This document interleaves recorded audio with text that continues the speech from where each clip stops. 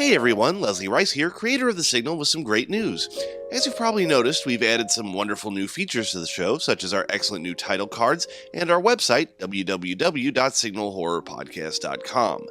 We're back on track as far as our schedule goes, and on the whole, it's a great time to be alive and producing the quality content you know and love. Over the last few months, the show's continued to grow and evolve, and we really want to continue to do so with your help. I feel that good content not only comes from the creator, but from listening to the fans, so if you'd like to provide us with feedback, suggestions, or even just moral support, feel free to email us at thisisthesignal@gmail.com by leaving comments on our YouTube channel, or even by whispering them quietly into your pillow at night. Don't worry, we'll hear. This is an important time in the growth of the show, so please, anything you have to say has value. Of even more value is your sharing us with the world, either by writing a review, rating us, or just following us on Twitter and Facebook. The more people we reach, the better. Lastly, if you absolutely love this show, or my other shows, you can actually get episodes up to 3 days early, exclusive access to bonus content, and even a chance to get acknowledged for your contribution on our website. Be sure to either head there and subscribe, or check it out at patreon.com/signalobscura. Donations start at $2 a month, so please feel free to stop by and have a look. After all, what's the worst that could happen?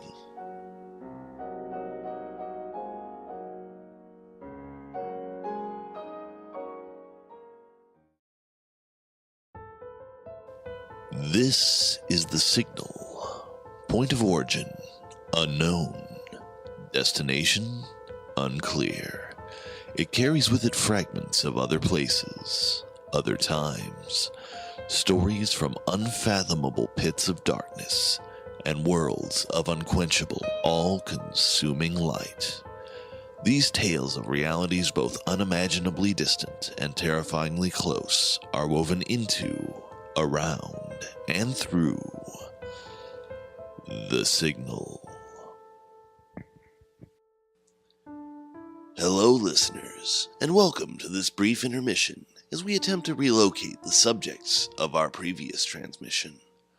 The Signal's reach is vast, touching many places throughout space, time, and other more esoteric factors of existence.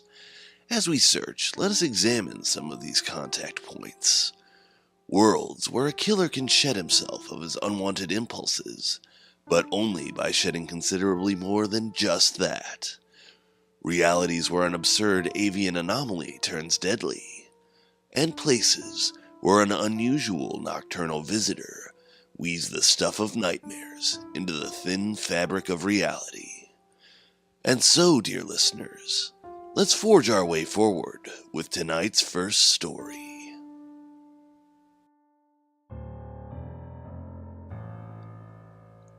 I have put my heart and my soul into my work, and have lost my mind in the process. This quote from Vincent van Gogh illustrates perfectly the thin line between artistic genius and madness. For what is an artist if not someone who lives to pour the contents of their mind onto a canvas for the world to see, who has eroded the lines between their conscious and subconscious mind until they are able to pull forth images from the darkest recesses of their psyche? And more intriguingly, what happens when something even worse bubbles to the surface? Such is the subject of our next tale from the horror-creating collective known as Maeltopia. For here, an artist travels to a far dark country, seeking not only to pull from the deepest well of the mind, but to drain the poison that rests there completely. So, listen well to the story of Red Rembrandt.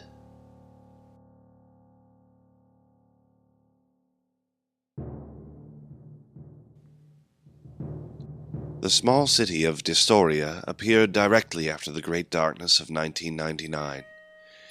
It was nearly the exact twin of the much older common castle, the two lying separated by only a small stretch of woods. Distoria differed from its sibling by means of a far more aged appearance and a sickly aesthetic that informed it with no small amount of seething menace. It was believed by some that Distoria was a dark reflection of its twin, and anyone who fell asleep in Common Castle 3 times would be darkly replicated within Distoria. Blogger Marcus Hum, who wrote extensively about the Great Darkness, received a strange email after publishing an article about Dystoria. Below are the contents of that email. I drove through the thick woods to get to Common Castle. The entire trip was like a long song of dark memories, interspersed with numerous faces glowing in a violent red. The notes of the song started softly enough, but ended huge and solemn, churning and shaking like gigantic things dying slowly beneath the earth. I was relieved when my destination emerged, melting from the woods like a sickening fog. The town was just a specter of old wood and stone, piled up in a dreary, half-sleeping sort of way. The place was almost entirely given over to the woods, just a plaything for the scrub brush and thickets. A cast-off mask of man, resting in a web of brambles, with broken branches and dandelions poking through its eye-holes. Despite the new focus of my attention, I could still hear the last bits of my journey sinking further into subterranean song, playing to an unforgiving audience outlined in blood and scowls. I sought out the small apartment I had arranged for previously. The interior seemed carved from the city's long-lost past, better suited for a ghost. I unpacked the tools of my trade and immediately napped for a few hours, hoping to shake loose the journey's dark song. My sleep was plagued by countless hands, each one busy sorting through my mind. It felt like my entire being had been broken down into tiny pieces and placed on a conveyor belt. Pale fingers plucked my thoughts from the moving belt and lifted them into the darkness to be examined by inhuman eyes. I could even hear the rusty grinding of a machine, no doubt a proven creature of metal that oversaw my orderly deconstruction. My mind, divided between two receptacles of rusty steel, was at last reorganized. I woke up. I had been in town for mere hours and had already experienced one of the signature phenomenons alleged to haunt it, the processing. I thought the dream merely an echo of a myth, as I'd refreshed my memory of the various legends surrounding Common Castle only days before my arrival. Feeling renewed and ready to get on with things, I let my concerns linger where they may. As I made my way to the street, my drawing materials packed neatly into my messenger bag, twilight filled the once empty lanes with long and lanky shadows. No one but myself seemed to be about. Darkness fell while I wandered the city. Those I encountered were few and furtive, dodging behind ruined buildings and into back alleyways. I soon recognized darkness was something the city had long forgotten how to ward off. Only a few streets heard the minute buzz of electric lights. Eventually, I came to a small, empty park, a few struggling lanterns pouring pools of orange on the ground. The scene appeared more than adequate for my purposes, so I sat upon a rickety picnic table and withdrew an art pad. All around me a slight breeze played, sometimes displacing my drawings into the grass, and I found the experience of sketching in a darkened, haunted town quite thrilling.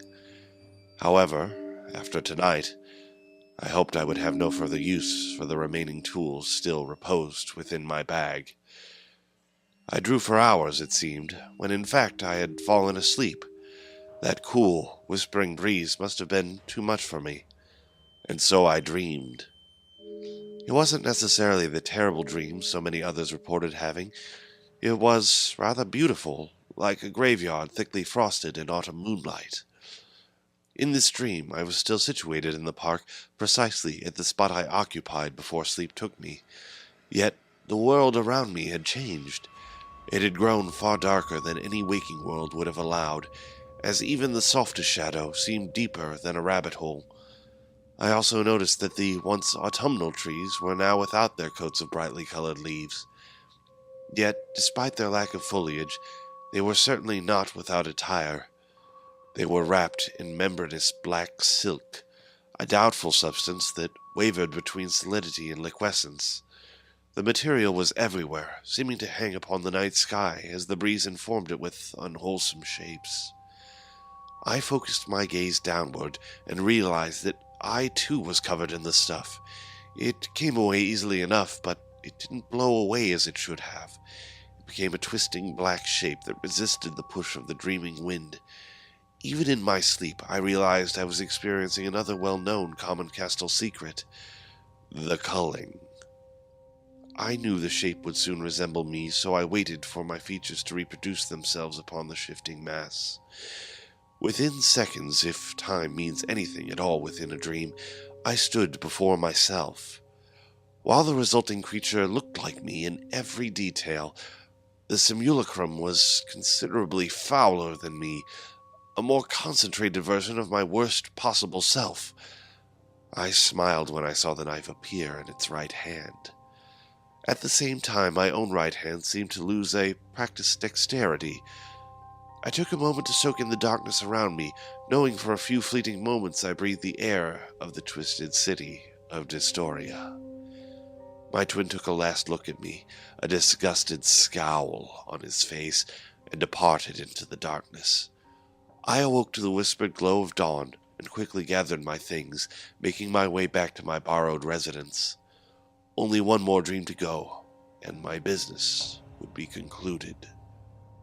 The day was unspectacular, as the nighttime had shown me far more than sunlight ever could. I sketched and painted for most of the day, assuring my lethargy when the time came. Occasionally I would hear the footsteps of persons traveling on the sidewalk beyond my high windows, moving with a peculiar gait.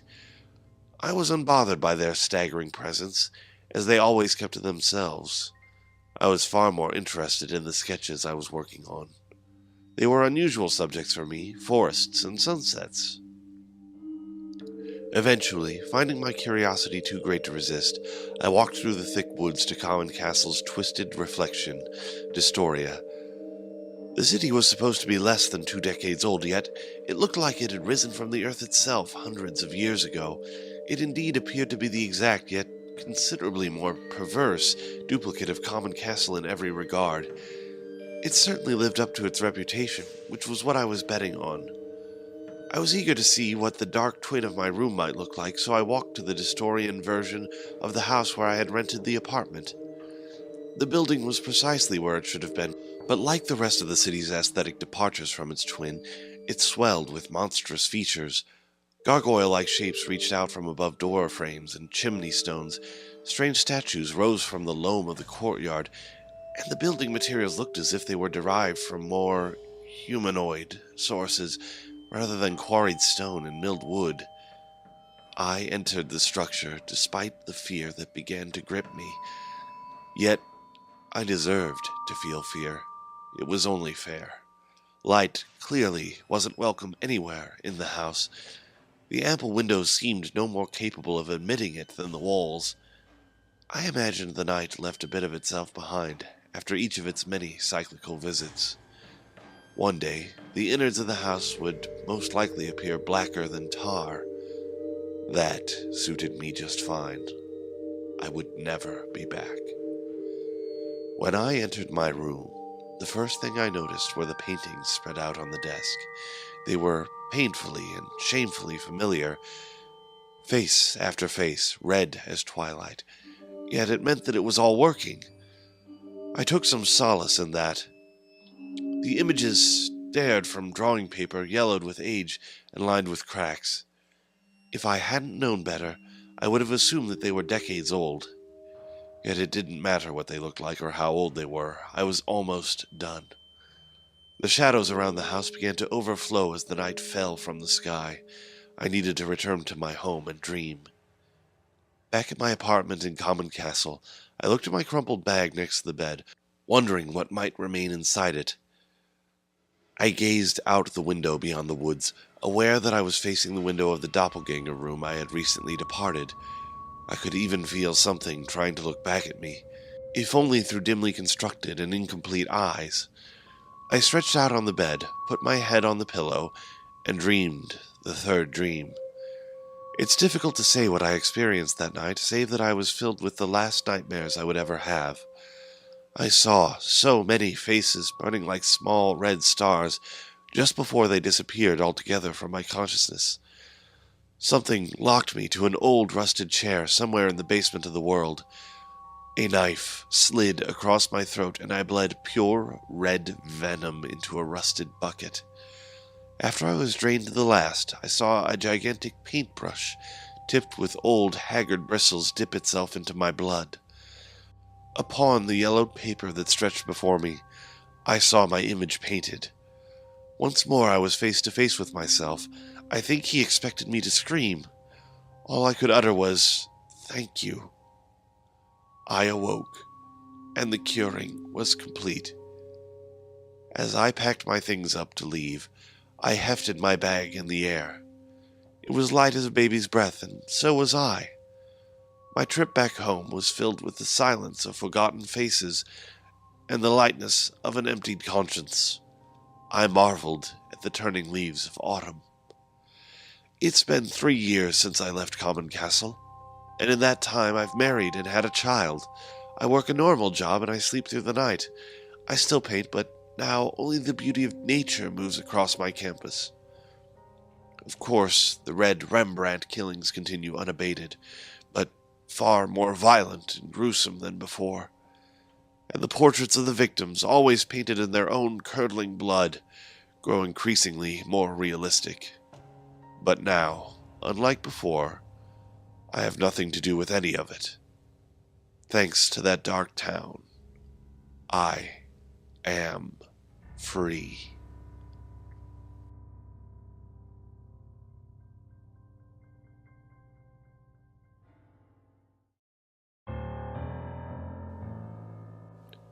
As thin as the line between genius and madness may be, there is another separation that may be even slimmer: the distance between terror and the absurd. The fields of comedy and horror have much in common, after all. They deal in the unexpected, the unusual, and the subversion of the natural order.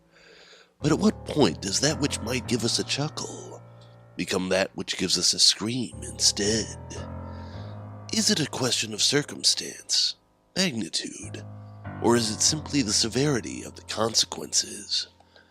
Whatever the case, the lead of our next story, written by the author known as Enki V2, is about to discover that the ridiculous is often no laughing matter. For when her end came, what other choice did she have? She could have continued to run, but instead, she awaited the turkeys.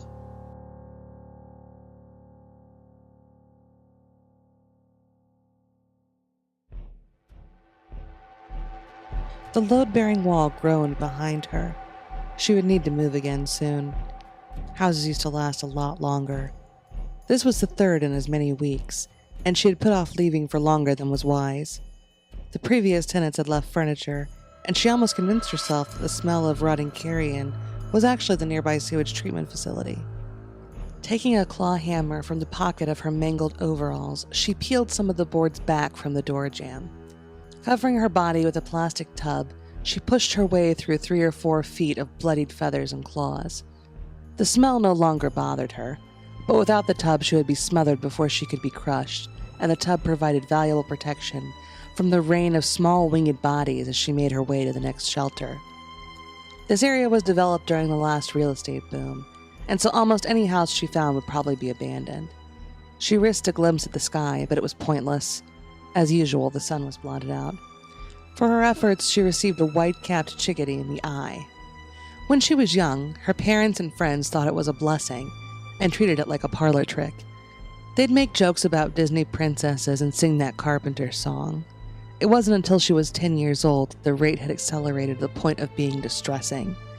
Her family had to replace the sliding glass doors on the porch with something opaque, and shortly afterward painted the outside of the house a dull rust color to hide the blood.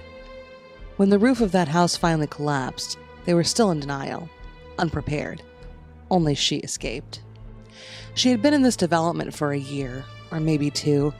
It was hard to keep track anymore. The birds kept coming in thicker. She wore rubber rain boots that went up above her knees, tucked into her pants.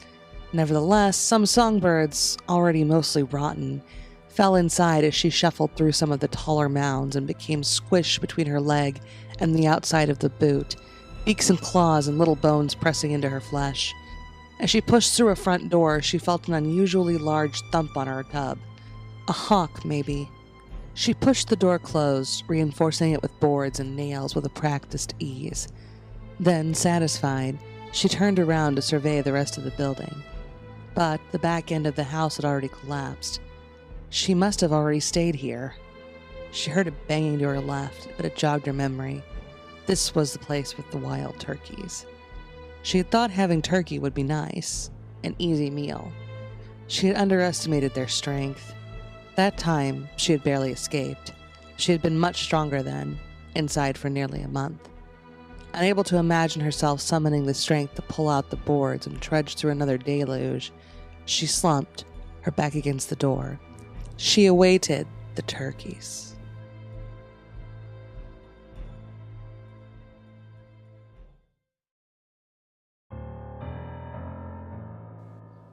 Art and insanity, humor and horror. Tonight has been a night of exploring the barriers between different lands that, while dissimilar on the surface, nevertheless share a border. And to close out our broadcast, there is one final frontier that bears examining. That strange, dark territory that bridges the waking world and the land of nightmare. In our next story from the writer known as Professional Succubus, a man finds himself stranded in that same shadowed realm. And although he may not be alone, there's little doubt that he's going to wish he was. For what person wouldn't prefer to find themselves alone, rather than under the observation of the Mohawk Man?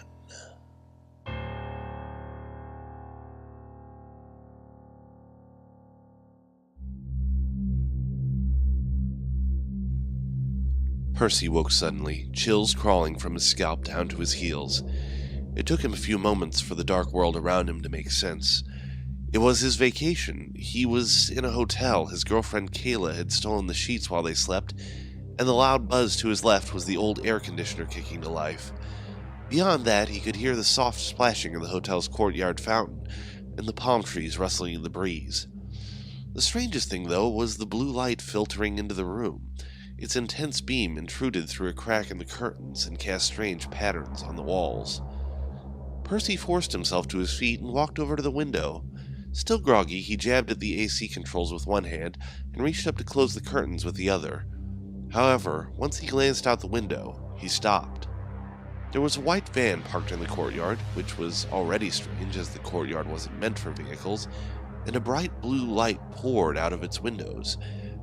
Confused and still half asleep, Percy furrowed his brow, hoping that the image would start to make sense. It didn't. A silhouette appeared from inside the van. Percy could see the light reflecting off a pair of high cheekbones, thick goggles, and above those, a mohawk. The person widened their jaws, and what looked like a tongue emerged from their mouth. It extended at least a foot, much longer than a normal tongue should.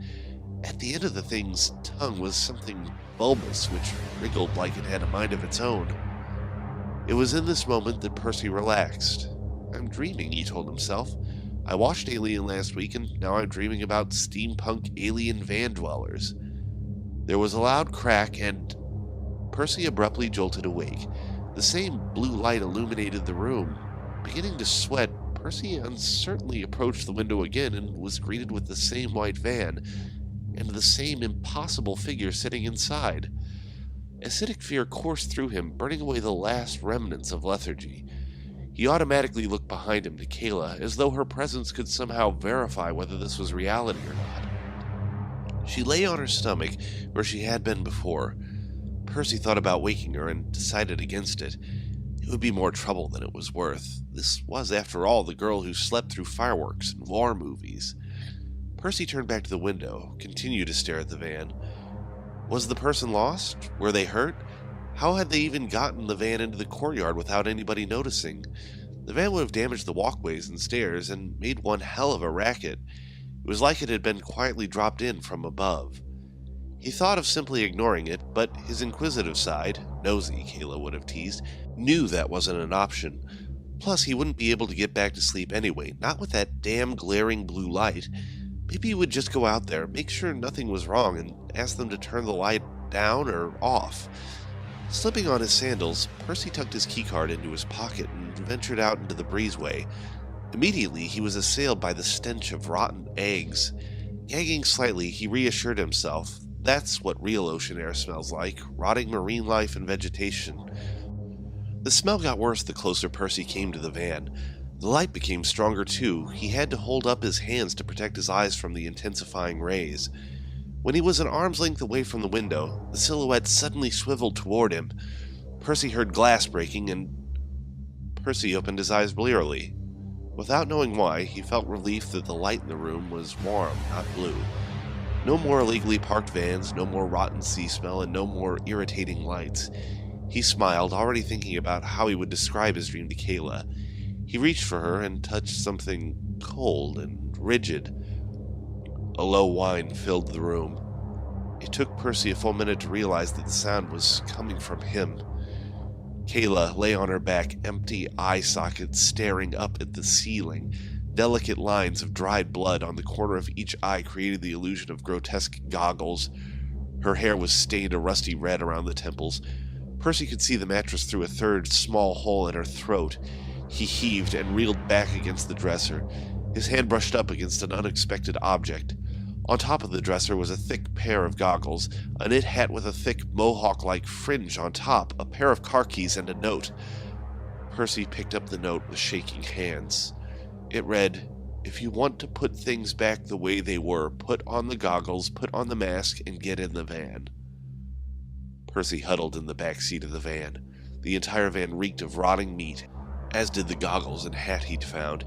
He was breathing in for a 5 count, then out for 5. But even this exercise did nothing to calm his pounding heart. He examined the hat more closely, desperate to complete any task but the one in front of him. "Kayla," he said to himself, trying to goad himself into bravery. "It's for Kayla." He climbed into the driver's seat, put the key in the ignition, and the van roared to life. His fingers tingled. He knew he couldn't avoid it anymore. He put on the goggles, then the hat. The goggles' rubber straps suddenly sprang to life and wrapped around his forehead and neck before forcing themselves down his throat.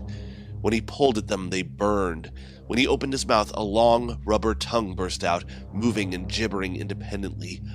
Percy's horror washed over him like the ocean had earlier in the day. The van was suddenly blasted with blue light, and Percy couldn't help but emit a scream.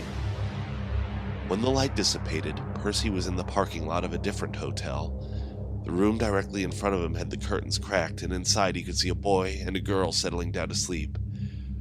Remorse rose from his gut, and he vaguely hoped that they could sense his sorrow, even though he knew from experience they could not.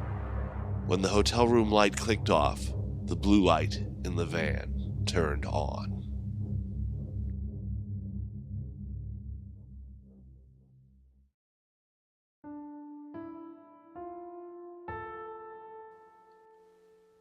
And so, dear listeners, we reach one final barrier tonight, the end of our broadcast. And while we've crossed from imagination to insanity, mirth to the macabre, and from reality to nightmare, I'm afraid it's best that we part ways before this last seal is broken. Don't fear though, listeners. We'll be opening that gateway again when we return, allowing you another glimpse of the strange, dark territory we travel through. Until then, though, we'll simply say this, that we'll see you next time on The Signal.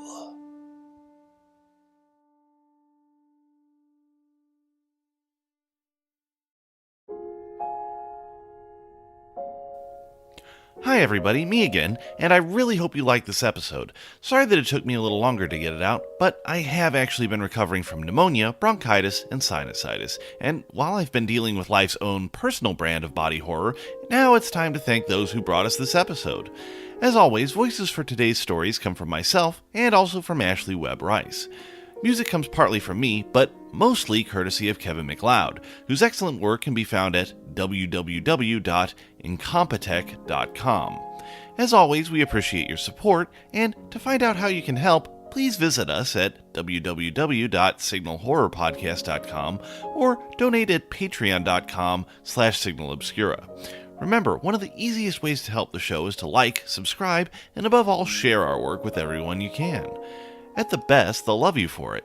And at the worst, well, what is the worst that could happen?